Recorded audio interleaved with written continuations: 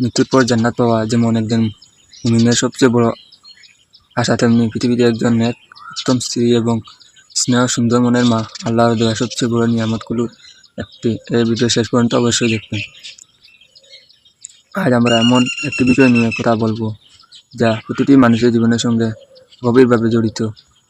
একজন উত্তম স্ত্রী একজন জীবনসঙ্গী নেন তিনি একজন বন্ধু সুখের সময় যেন পাশে থাকে, তেমনি দুঃখের সময় সাহস যোগান। সংসারে যখন ঝড় আসে তখন তিনি ধৈর্য ধারণ, সেই ঝড় সামলানোর চেষ্টা করেন।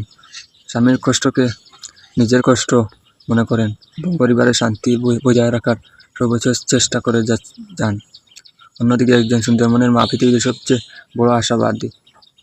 একজন মা সন্তানের প্রথম শিক্ষা, তিনি সন্তানের কথা বলতে শেখান, ভালো মন্দের পার্থক্য শেখান, মানুষের প্রতি সম্মান করতে শেখান এবং নৈতিক মৌলিক বোধ গড়ে তোলার সাহস করেন। আজ আমরা অনেকেই অর্থ, বাড়ি, গাড়ি বা চাকরি পিছনে ছুটেছি, কিন্তু অনেক সময় ভুল যায় একটি শান্তিপূর্ণ পরিবারের প্রকৃতির সুখে, যেখানে ভালোবাসা, সম্মান, ধৈর্য এবং সহযোগিতা থাকায় সেই পরিবারের সত্যকারের সমবৃত্ত। একজন ভালো স্ত্রী স্বামীর সম্মান রক্ষা করেন, তাকে কাজের উৎসাহ দেন, সন্তানদের সুন্দরভাবে বড় করে তুলতে ভূমিকা রাখেন। একজন ভালো মা তার সন্তানকে একজন মানুষ হিসাবে গড়ে তুলতে চান, যে মানুষকে ভালোবাসে, সত্য বলবে এবং অন্যায় থেকে দূরে থাকবে। তো স্ত্রী শুধু স্ত্রী বা মায়ের উপর সব দুনিয়ায় নয়। একজন ভালো স্ত্রীকে এবং সম্মান করতে, তার অধিকার আদায় করতে হবে এবং পরিবারের প্রতি দায়িত্বশীল হতে হবে। সন্তানদের মা বাবার প্রতি